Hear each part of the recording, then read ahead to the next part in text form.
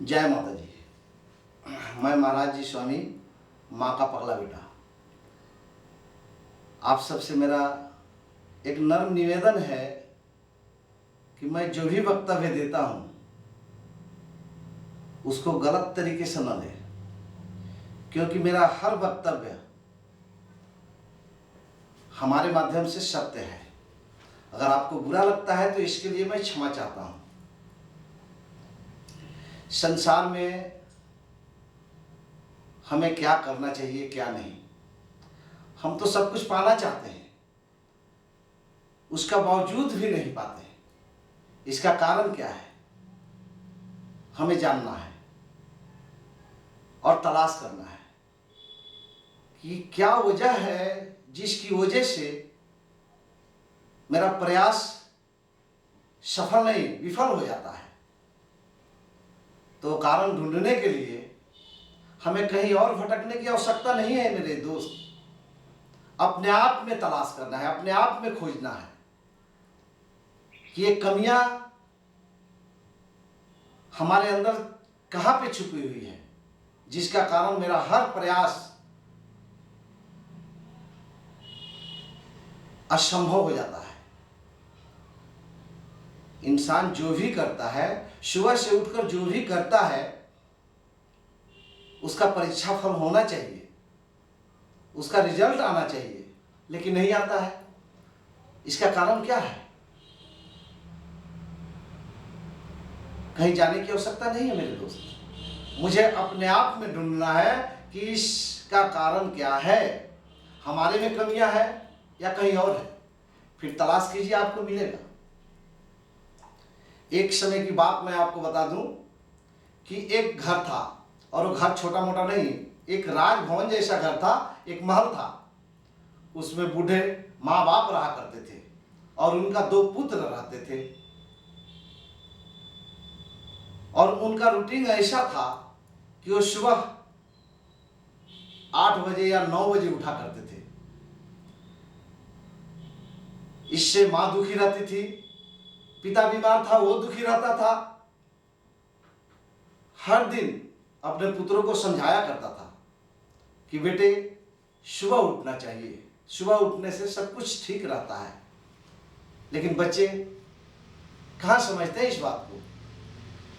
एक दिन ऐसा ही उन्होंने देखा कि हमारा पुत्र जो 8-9 बजे उठता है, आज अचानक 5 बजे सुबह कैसे उठ गया।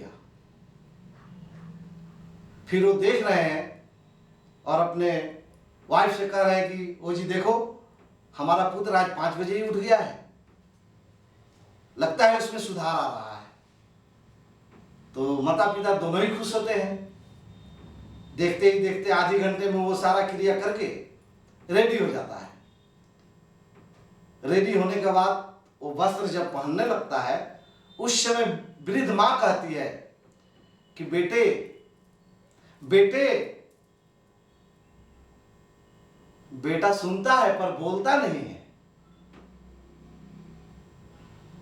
फिर उसका पिता कहता, अरे ओ बेटा, तुझे तेरी मां बुला रही है। वो पलट कर आता है और कहता है, आप दोनों को कोई काम नहीं है क्या? सुबह सुबह चिल्लाने लगे, हमारे जतरा को आप खराब कर रहे हैं। मैं कहां जा रहा हूं, क्या कर रहा हूं, आपको तो मालूम है नहीं। फिर उसकी मां नर्म हो जाती है, सोच लीजिए कि डर जाती है। डरते हुए कहती है कि बेटे नाराज ना हो, मैं ऐसा कुछ तो बोला नहीं, बस यही जानना चाहिए कि हमारा पुत्र जाता कहाँ है कि इतना सुबह सुबह रेडी हो रहा है। तभी वो देखती है कि 2-4 लड़के उसके दरवाजे से ढुक रहे हैं और बोलते, चलो यार बहुत देर हो गया, चलो यार बहुत देर हो गया। फिर पिता कहता है, अरे ओ बेटा, तुम सब कहां जा रहे हो? तो एक उसमें से बोलता है, कह रहे चाचा जी, अरे अंकल, अरे हम जवानों का एक कार्यक्रम है, हम यौवों का एक खेला है, हम लोग कहाँ जा रहे हैं नहीं जा रहे हैं आपसे बताने की क्या आवश्यकता है। फिर ये दोनों माता पिता चुप बैठ जाते हैं और वो निकल पड़ते हैं और गाड़ी में बैठ जाते हैं, जाकर दोस्तों का माध्यम से जो गाड़ी आकर खड़ी रहती है उसमें बैठ जाते हैं और उनके साथ वो चले जाते हैं। और गौर कीजिए आप सब कि वो जा कहाँ रहे हैं, कोई गलत जगह नहीं, वो माता जी की मंदिर पे जा रहे थे। माता जी की मंदिर पे जा रहे थे, उसके बावजूद भी उन्होंने ना मां को बताना समझा उचित, ना पिता को बताना उचित समझा। वो चल पड़े, गए वहां जाकर गाड़ी को पार्किंग किए। पार्किंग करके जब सीढ़ियां चढ़ने लगे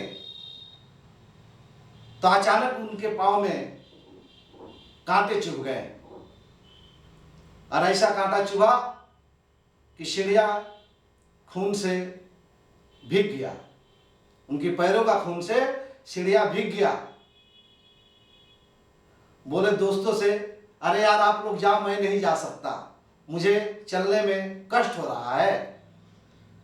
फिर दोस्त लोग बोले, अरे यार हम लोग किस दिन काम आएंगे, चलो ना हम लोग पकड़ लेते हैं।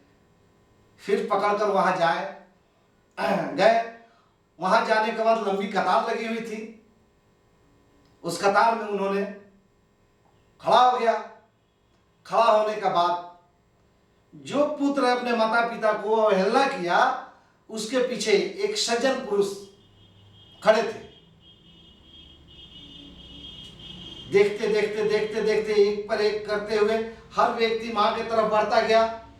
जब वो महापुरुष करीब गया तो देखा कि यहां तो सिर्फ मां की मूर्त खड़ी है, मां यहां है ही नहीं। फिर वो पहुंचा हुआ संत था, वो गौर किया और ध्यान दिया तो उसे दिखाई दे दी कि मां बगल की पहाड़ी पे विराजमान है। और वहां से वो कतार से निकलकर उस पहाड़ी की ओर चल पड़ा। पहाड़ी पे चलते चलते गिरता रहा, संभलता रहा, गिरता रहा, संभलता रहा, लेकिन पहाड़ी पे चलता गया।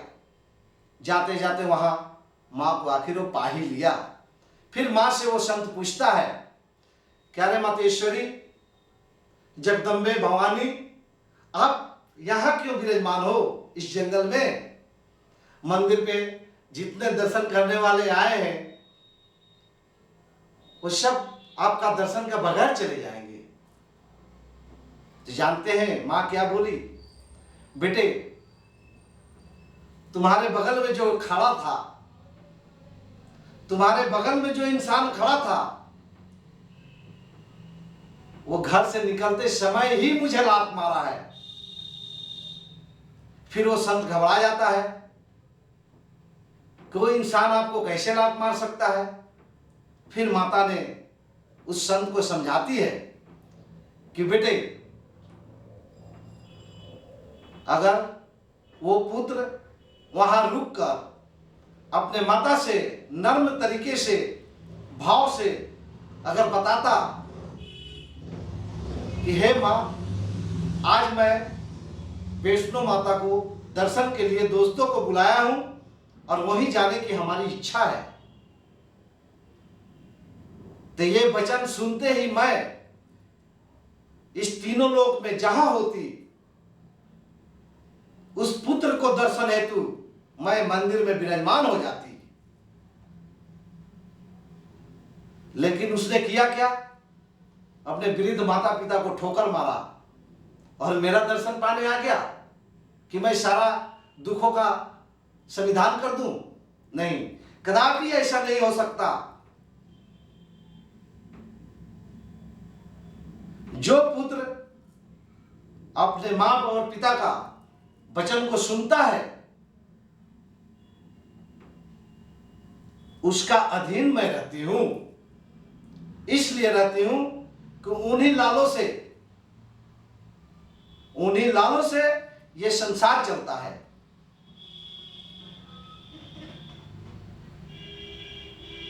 तो एक दुष्ट का कारण बेटे तुम्हारे जैसे संतों को भी पहाड़ पे आना पड़ा। अगर वो आज का दिन नहीं आया होता तो मैं स्वयं मंदिर में विराजमान होती और जितने वहां दर्शन करने आए हैं सबको मैं दर्शन देती और सबको आशीष देती। लेकिन उसके कारण मुझे मंदिर छोड़कर यहां बैठना पड़ा बेटे। फिर वो संत मुस्कुरा देता है और बोलता है, धन है मां, आपकी लीला अपरंपार है। तभी से वो संत वहां से उतरते ही सबको बताने लगा, हर पब्लिक से कहने लगा कि संसार में अगर सुखी रहना है, किसी माँ की दर्शन पाने का अपेक्षा करते हो तो पहले घर बैठी माँ का इज्जत करो, फिर वो माँ स्वयं तुम्हारे घर आकर के तुम्हारा दर्शन करती है और तुम्हें आशीष देती है। यहीं पे मैं अपना वक्तव्य खत्म करता हूं। जय माता दी, जय माता दी।